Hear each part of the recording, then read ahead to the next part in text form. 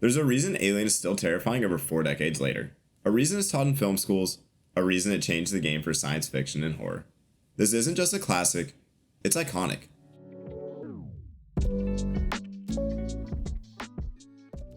Hey, I'm Adam, and welcome to the first entry in my Alien franchise review series.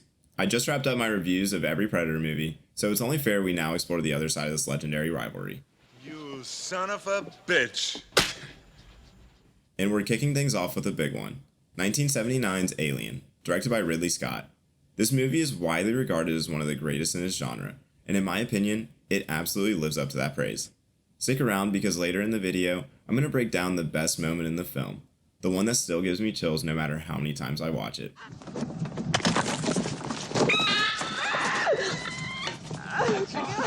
Oh, God!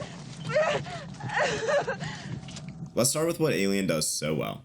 Above all else, this movie is a masterclass in building tension. The slow, creeping dread that begins the moment the Nostromo crew wakes up and doesn't let go until the final frame. It's unmatched. The pacing is deliberate, but never boring.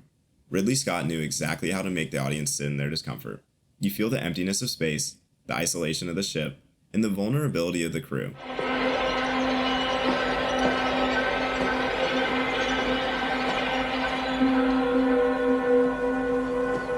The ship itself, the Nostromo, is one of the most effective haunted house settings in sci-fi history.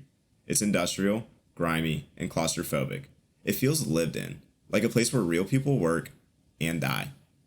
The characters, while they aren't all deeply fleshed out, feel like actual workers just doing their job. Like a cattle prod. It's got a portable battery. It's insulated all the way here, all the way up to here. Just make damn sure nobody puts their hand on the end of it. That's part of what makes the horror feel more real.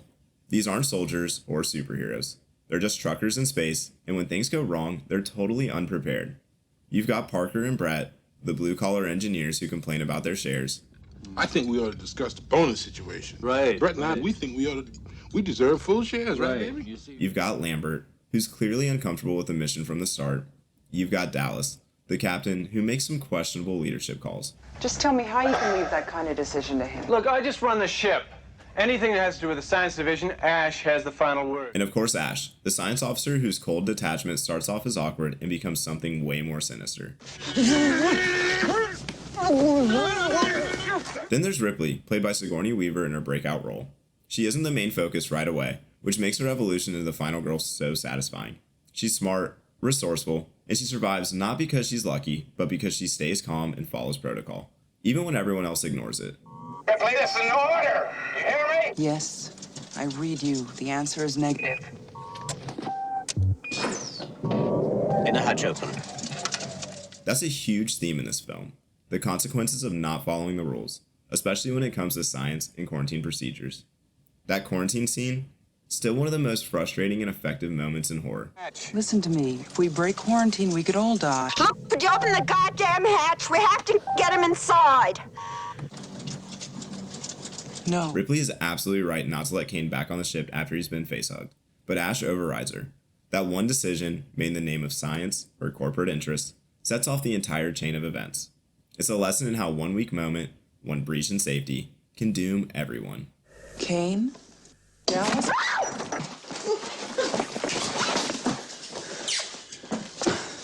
You okay? The alien itself, the xenomorph, is barely shown for most of the movie, and that's part of the genius. It's the classic less is more approach. We fear what we can't see. When it is shown, it's fast, it's violent, and it feels completely inhuman.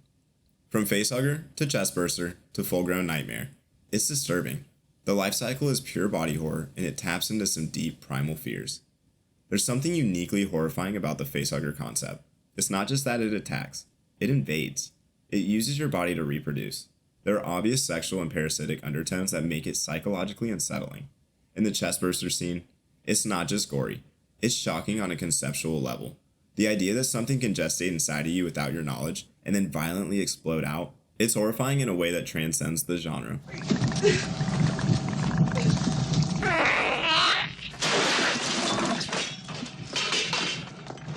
Let's talk about the practical effects for a minute, because even in 2025, they hold up remarkably well.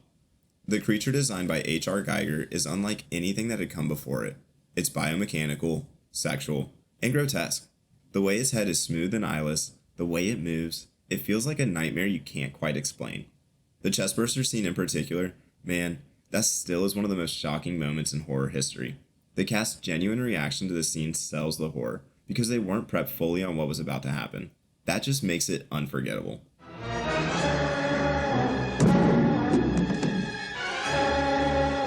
Of course, some of the man in the suit stuff doesn't totally hold up. In certain shots, especially during the full body reveals late in the movie, you can kinda tell what's going on. But it's never enough to take me out of the experience. The atmosphere, the lighting, and the editing all work over time to keep things scary. Even when the alien strikes, it's quick, brutal, and never drawn out.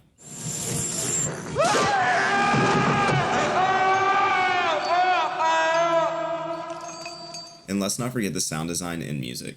Jerry Goldsmith's score is eerie and restrained. The silence of space, the creaking metal of the ship, the sudden burst of noise when something goes wrong. All of it contributes to this overwhelming feeling of dread. You never feel safe, not even for a second. Another element that doesn't get talked about enough is how Alien deals with corporate horror. Weyland-Yutani, the company pulling the strings in the background, is never seen, but its influence is everywhere. Ash, the science officer, turns out to be an android working on their behalf. It's a robot. And his betrayal adds a whole other layer of terror. It's not just the alien you have to worry about. It's your own people. That cold, clinical decision to sacrifice the crew for the potential of profit, that's chilling in a whole different way.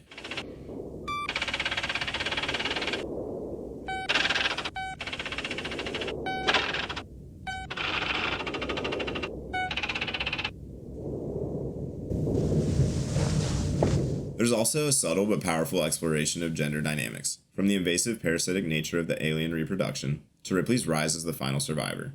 The film toys with traditional horror roles and flips them.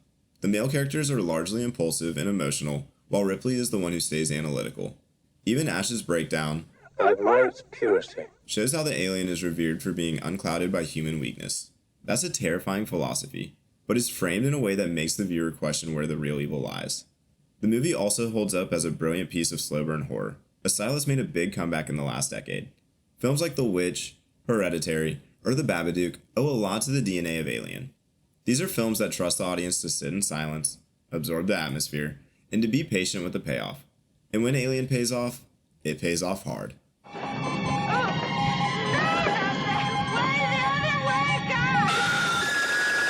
So what's the best moment in Alien?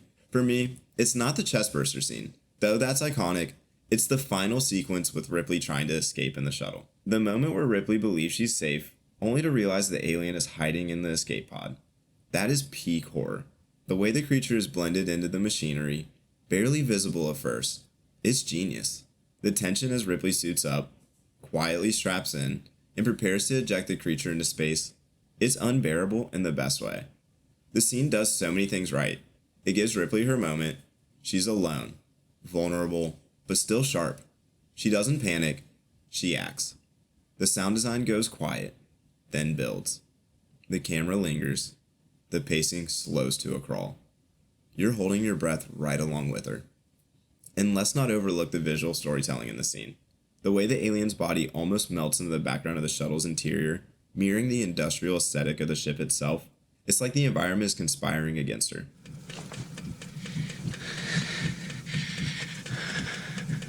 It's that classic haunted house idea, but in space. The tools and walls that once offered protection now hide the ultimate threat. Then there's Ripley's strategy. She doesn't go in guns blazing. She assesses, plans, and executes. Her calmness in that moment isn't just survival. It's earned agency. Compare this to other horror films where the final girl stumbles her way to victory. Ripley earns it. In that moment when the alien is finally blown out into space, with the iconic shot of it flailing in silence, it's so satisfying. And yet, it doesn't feel triumphant. It feels like relief, exhaustion, trauma. That final scream isn't a cheer, it's a release. What also makes this moment so powerful is what it represents. Ripley is alone, having lost everyone she knew, everything familiar, and still, she survives. She faces this unknowable, unkillable monster Perfect organism. and wins. Not because she's the strongest, but because she's the smartest. That's a different kind of heroism, and one that redefined how female characters would be written in genre films moving forward. So yeah, Alien is an absolute 5 out of 5 for me. It's not just a classic, it's a foundational piece of genre cinema. The tension, the practical effects, the character work, the world building, it all comes together in this tightly constructed nightmare that still holds up today.